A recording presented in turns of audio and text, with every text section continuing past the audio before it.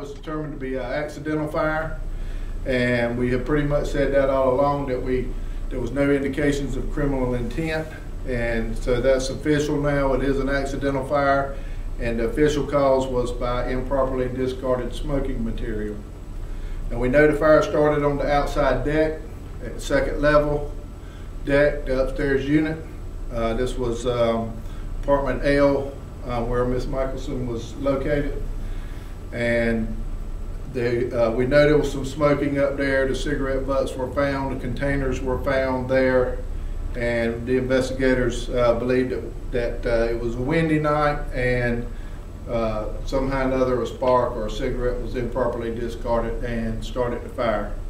Now the fire then moved up the outside of the building into the attic area. Once it got into the attic area, it was above any smoke detectors, so the smoke detectors weren't able to pick it up and detect it. It disabled the smoke detectors. They were electrical, they were hardwired detectors, and so the current to the detectors were disabled before the fire could ever reach it to set off the detection devices. There were no sprinklers in the building, and the reason there's no sprinklers and the way that these smoke detectors were wired was because of when the building was built.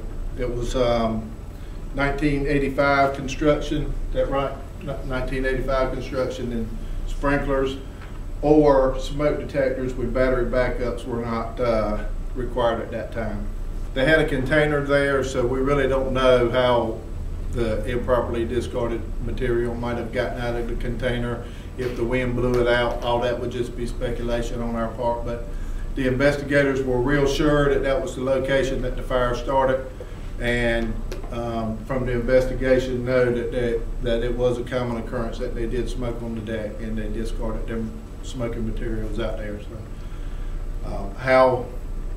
how exactly it got out of the container or exactly how the fire started, we don't know. We just do know it started at that particular spot. There was just a couple of apartments that were 100% totally damaged, and then there was a couple of more that were fire damaged. So you probably had about 4 apartments there that were damaged, and then you had smoke damage on, probably another 4 or 6.